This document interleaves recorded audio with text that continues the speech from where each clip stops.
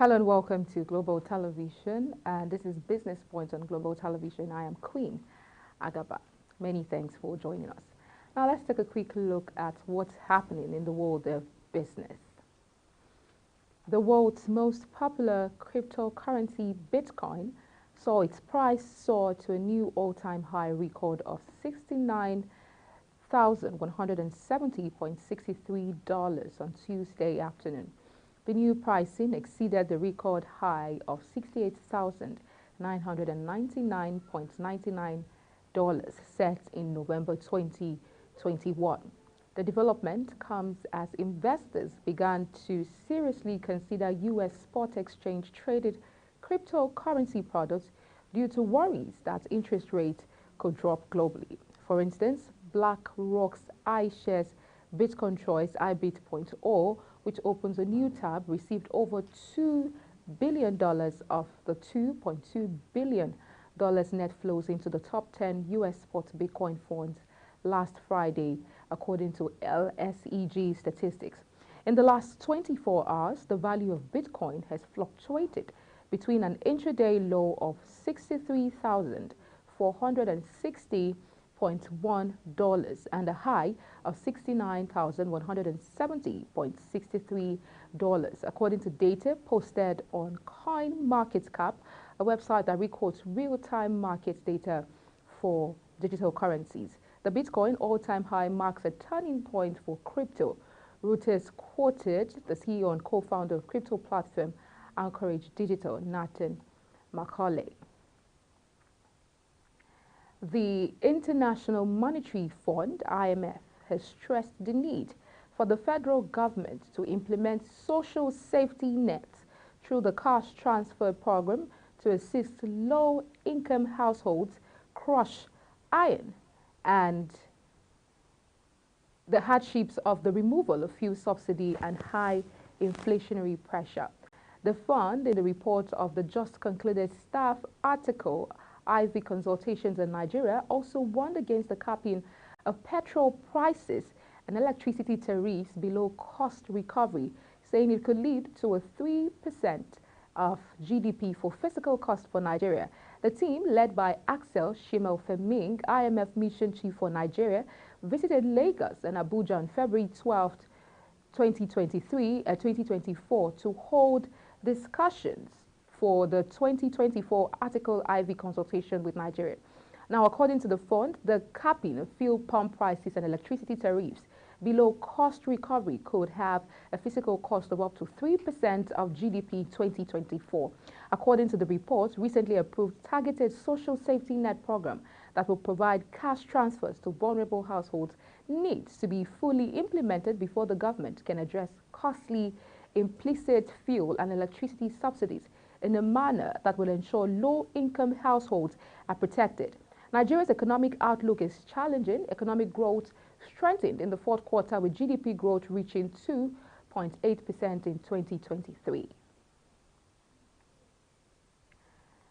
Following its several run-ins with the federal government as well as the Central Bank of Nigeria on foreign exchange in the country, one of the largest cryptocurrency trading platforms, Binance, is exiting Nigeria, as it has told its customers to withdraw their funds on or before March 8, 2024.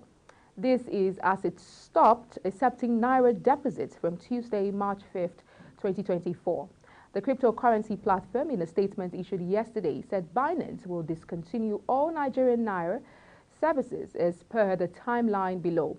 Users are encouraged to withdraw Nigerian Naira, trade their Nigerian Naira assets, or convert Nigerian Naira into crypto prior to the discontinuation of this NG service. Binance said from 9 a.m. on March 8, 2024, any remaining Nigerian Naira balances in Binance's account will be automatically converted to USDT based on the conversion rate. Binance said the conversion rate for automatic conversions will be 1 USDT per 1,515.13. All spot trading pairs against the Naira will be delisted on March 7th at 3 a.m. UTC. Open spot orders for these pairs will be automatically closed. Binance Convert, Binance P2P, The exchange's Auto Invest feature and Binance Pay will also see support for the Naira at various dates and times. Moving on, the Apex banking regulator in Ghana, Bank of Ghana, has imposed a 1-month suspension on the foreign exchange trading licenses of the banking subsidiaries of Guaranty Trust Bank and First Bank in the country. Subsidiaries Guaranty Trust Bank Ghana Limited (GTB) and FBN Bank Ghana Limited (FBN) were suspended due to the malpractices, including fraudulent documentation. A statement issued by the Bank of Ghana and released on its website said the licenses will be restored after 1 month if the banks are able to put in place effective control measures. The statement, which read, Bank of Ghana has suspended the foreign exchange trading licenses of Guaranty Trust Bank and First Bank Ghana Limited, effective 18th March 2024 for a period of 1 month, in accordance with Section 11, Subsection 2 of the Foreign Exchange Act 2006. This is as a result of various breaches of the foreign exchange market regulations, including fraudulent documentation in their foreign exchange operations, which have come to the attention of Bank of Ghana. The license will be restored at the end of the 1-month suspension period once the Bank of Ghana is satisfied that they've put in place effective controls to ensure strict adherence to the foreign exchange market regulations. By this statement, they caution foreign exchange market players to adhere strictly to the applicable forex market regulations and guidelines. We'll take a quick break, and when we come back, we'll continue to take a look at the business desk. Please stay with us. We'll be right back.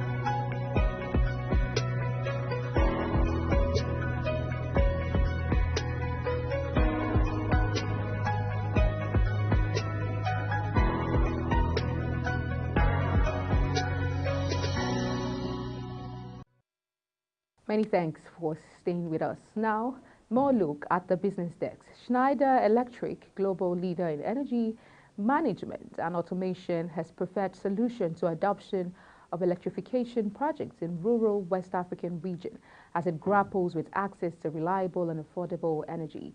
following the World Bank approval of the Nigeria Distributed Access Through Renewable Energy Scale-Up (DARE) project funded by the International Development Association (IDA), private capital and development partners. The DARE project aims to provide over 17.5 million Nigerians with new or improved access to electricity through distributed renewable energy solutions.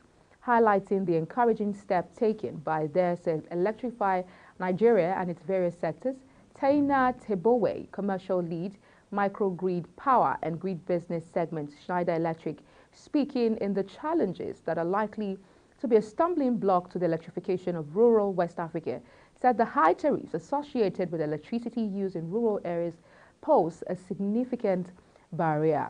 In communities with limited economic opportunities, even basic lighting can be prohibitively expensive, discouraging adoption. This reality is further compounded by the low energy consumption patterns in these communities, characterized by single lights and sockets in homes. Speaking on the solutions to acceptance and integration of energy solutions in these communities, Tebowe said it is crucial to create economic activities that encourage and demonstrate the value of electricity and highlight its importance to growing the local economy. Demonstrating how electricity can improve livelihoods and bring tangible benefits will foster a shift in the perception. By providing access to electricity to fishermen, for instance, can utilize freezers to preserve their catch for longer, enabling them to sell more and earn higher incomes. Similarly, for women engaged in agriculture and grain milling, the introduction of electricity-powered milling machines can significantly improve efficiency, all that she mentioned.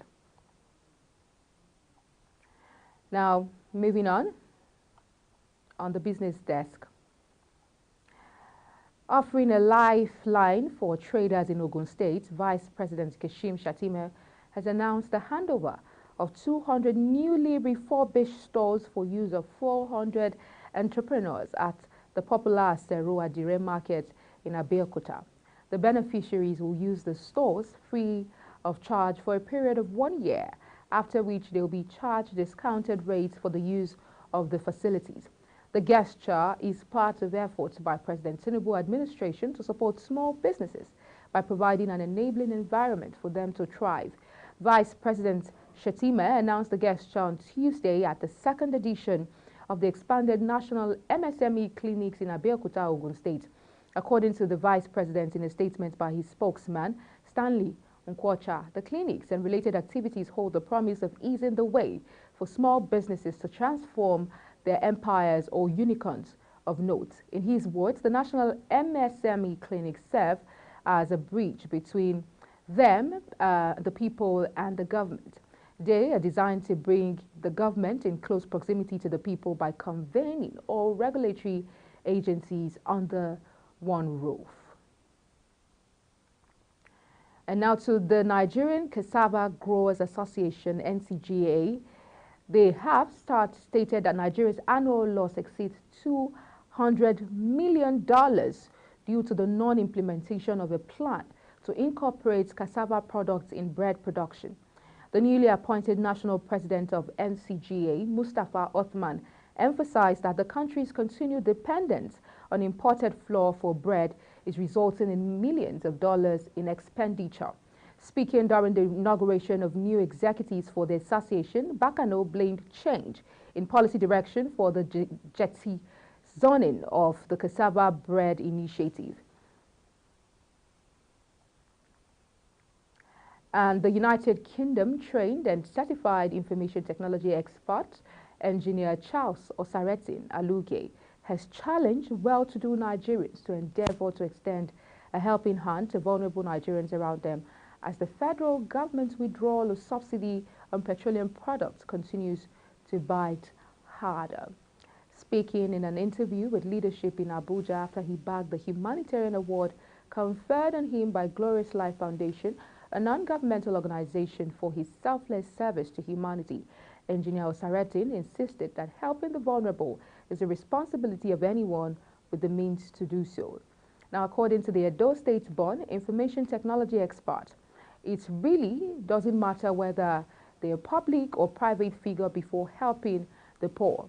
Even the public officials should know that helping the vulnerable is not restricted to private individuals alone. According to him, the most important thing is to be able to impact human lives. Osaretin, who is the co-founder of Aaron Technologies Limited, developers of Aaron Online NG, an e-commerce platform, says it is honorable to be honored to be part of the initiative and for also receiving the recognition awards. Moving on, the ICT entrepreneur and philanthropist commended Ambassador Chris Daniel for using the foundation to help the needy, stressing that it's a good thing and that some people in the society are taking up the challenge. To Geneva, GE Vernova, a purpose-built company driving electrification and decarbonization, has restated its commitment to accelerating Nigeria's sustainable energy transition journey.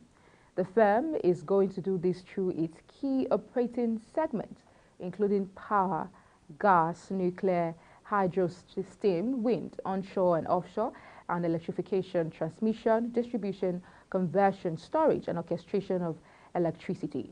With a presence of over 100 years in Nigeria, GE Vernova supports the generation of more than half of Nigeria's power supply, servicing utilities, independent power plants and oil and gas industry, cement sector, and many other segments across the country.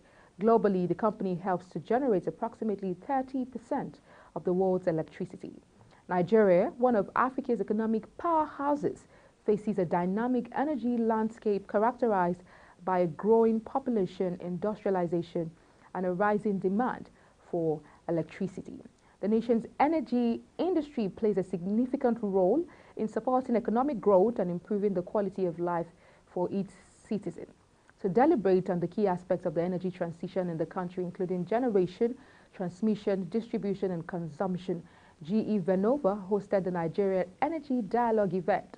The forum brought together senior leaders from government, financiers, as well as key stakeholders, the thought leaders from utilities and the private sector across the country to explore policy initiatives, technological advancements, and collaborations between the government and key players in the private sector, with a collective goal to address challenges and create a sustainable energy ecosystem.